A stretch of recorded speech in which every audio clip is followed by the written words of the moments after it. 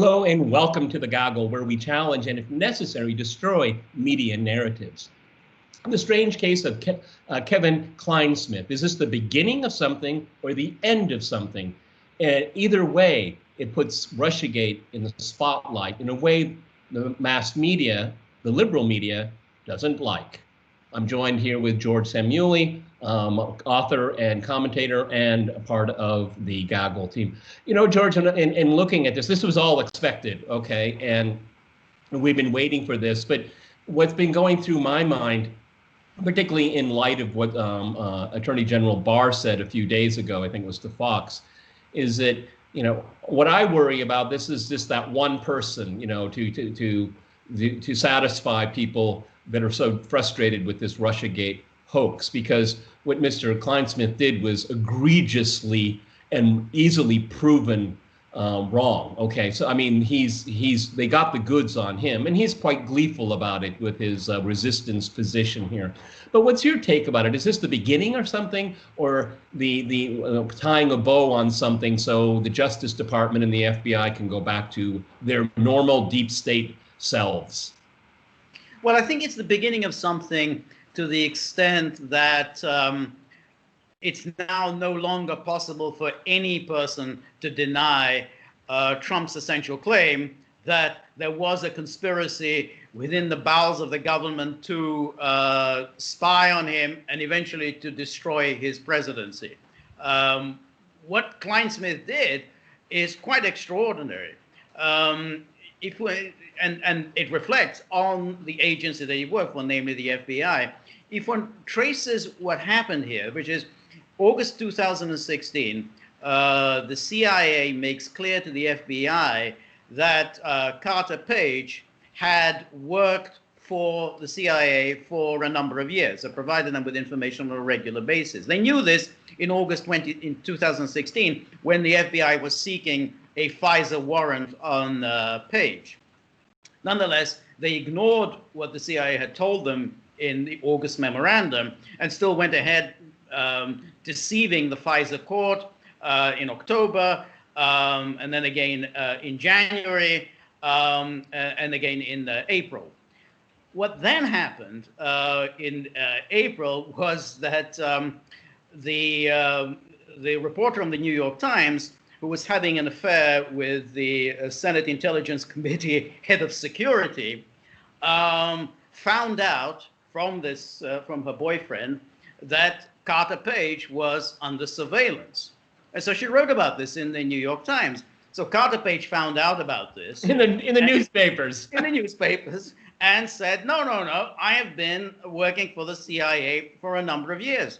So now an FBI agent, you know, they wanted to know, well, what's the deal here? What's going on? So he goes to Clinesmith and wants to find out what's the truth of this. Is he or isn't he working for the CIA?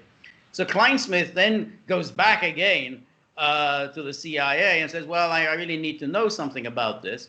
The CIA duly reports back to him and says, yeah, he's worked for us, as we explained to you back in August 2016. So he gets this email, and then he kind of doctors this email to say that, oh, he is not a source for the CIA. And it is this doctored email that he sends to this FBI guy who wanted to find out what's the truth about Carter Page. And so once the FBI finds out, oh, he's not a source of the CIA, so Carter Page is lying, he said, okay, fine, let's get another renewal. And so that's how they managed to get the fourth renewal. But what Clinesmith did is exactly what any dirty cop does. You plant the evidence. I mean, that's it. I mean, it's like here he's been told one thing by the CIA, namely, yes, he works for us, and then he doctors the email to say, oh no, you know, he is not a source for the CIA. But doesn't that still? I mean, there's a chain of command here. I mean, his superiors have to be held responsible for this. I mean, but we know in the world of Washington and politics and the deep state, people kind of wiggle around when something like that happens. Well, he acted alone. He was a rogue actor, but it doesn't wash because it's repeated. Okay. And I remember watching the hearings when what was it, the acting attorney general, yeah, Rod Rosenstein. I remember very clearly when he was asked, "Did you read the FISA warrant before you signed it?" And he never would answer it. He said, "Oh, these are properly prepared for me, but did you read it?" Okay. I mean, I think that's going to come up again here. I think Sally Gates says something like that as well. That also was asked, "Did you read it?" Well, yeah, I kind of thought, I took it on trust that everything was done properly. On trust, okay. When do you take the intelligence community of any of its branches on trust? One of the things I find very interesting is that this Clinesmith also worked on the Hillary investigations and also was on the Mueller team. So here we have the Mueller investigation investigating the Trump in his orbit, but they don't do any investigation of their own team. There's no vetting. Where's the due diligence here? Okay. And I have a hard time believing that, I tend to believe that, when you look at like the military or the intelligence community or cops, I mean, it's a pretty insular world. I mean, there's a guy at your desk that is, going rogue and nobody knows about it. Nobody at the water cooler says, "What's going on with that guy?" I mean, that's how organizations work. It seems to me that, there's kind of a nod and a wink to all of this here. And I think that's where the culpability is.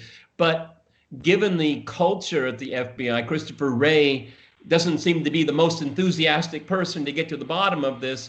And Barr has made it very clear that Durham's work is not tied to any kind of election. But I think you and I know that if Joe Biden makes it into or his running mate Kamala Harris makes it into the Oval Office, I think all of this will go away. I don't think that is being that's not an exaggeration. Go ahead. Yes. And going back to your point, I mean, you've worked in an office for many years. I've worked in an office, and you know how offices work. You don't just go off and do your own thing and not bother to tell your immediate superiors about it, particularly on a matter of great sensitivity. I mean, this isn't just any old investigation. This is an investigation of the President of the United States. I mean, you can't very well get more important than that. So the notion that he just sort of, I just doctored the email. No one knew about this, and I didn't really bother telling anyone about this. No, that's just not the way things work. But that's the way, of course, the media would love to present it, just as much as when we get to the official adversaries like Russia, nothing happens in Russia without Putin signing off on it. Somebody doesn't litter the street without Putin saying, "Yeah, you go ahead and litter the street." But when it comes to our side, then apparently no one knows nothing. Well, I don't know. I watched CNN. I heard something about it. But I didn't really know. So what the intelligence people are asking us to believe is that they know the inner workings of Putin's mind. They know exactly what Putin wanted in the election, how he wanted to manipulate the election. But they didn't know what Clinesmith was doing. They didn't know that Christopher Steele was paid for by the Clinton campaign. They didn't know that Christopher Steele had an agenda of his own. So all these fundamental things they didn't know, but they knew exactly what Putin was. I mean, but they did know. It was knowable. They just didn't act upon it. It was as if, this is anomalous. No, I mean, this was intimately knowable if you had an inquiring mind. I mean, just as you said, investigating an opposition candidate during a presidential campaign. That's big stuff. And it is the biggest political scandal in American history, bar none. I mean, nothing even comes close to it. Watergate really was a third-rate break-in with a cover-up, okay? This is something far more. And I'd like to also point out is that in Watergate, the FBI and the CIA said no to Nixon. We're not going to get involved in this. This is domestic politics. This is just the opposite now. Yes.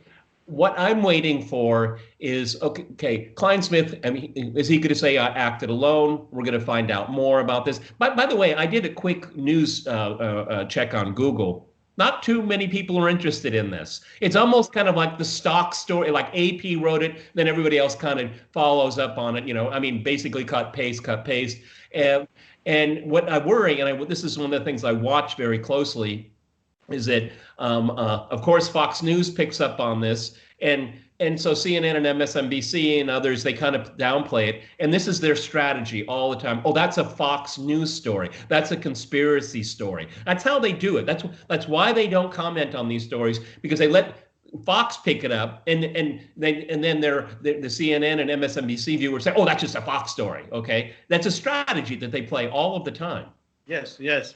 But incidentally, I don't think even Fox has gone very far with this story. I was watching the news all day yesterday, and it was just a small mention compared to all the ins and outs of Kamala Harris and Biden. But this is really the thing is that that I find very, very disappointing. And you did notice that Trey Gowdy substituted for Hannity for his first time out.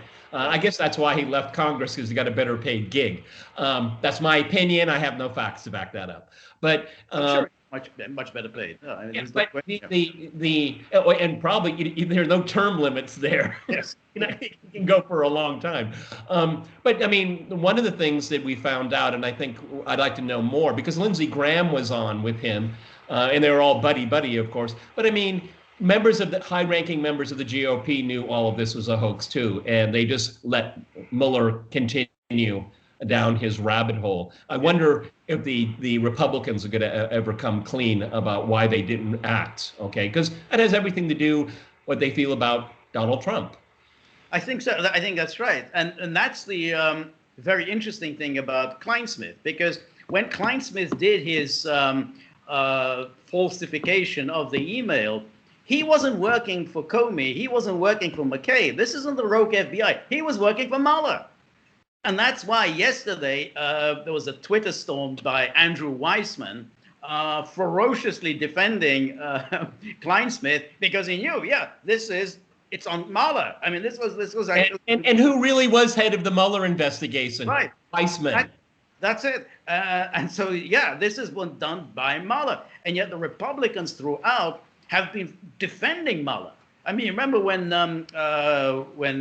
Lindsey Graham was sponsoring legislation to prohibit Trump from firing Mueller? So, no Republican would dare say anything negative about Mueller, even though Mueller was at the heart of the whole thing from the start. Mueller just simply took over Comey's corrupt investigation. So if you don't have any time for Comey, you can't very well then say, well, Mueller, this is a man of high integrity. He took over the team. This was all the Comey gang that went over and worked for Mueller. Little did he know during his testimony to Congress, presenting his report. Little did he know that he was actually imitating Joe Biden. Okay. Where was that? What do you read? George, we're going to wrap it up here. But this is a really good start. We're going to keep an eye on this story and see what the next step is. As I said in my introduction, is this the beginning of something, or some way that they want to tie a bow on this? Still a big question here. And of course, the 800-pound gorilla in the room is the election. What we have, 80-something days before that. I hope Durham will give us a little bit more meat to chew on. Thanks, George. I'll be talking to you soon. I want everyone watching this video, please, to like, share, and subscribe to The Gaggle. Thanks.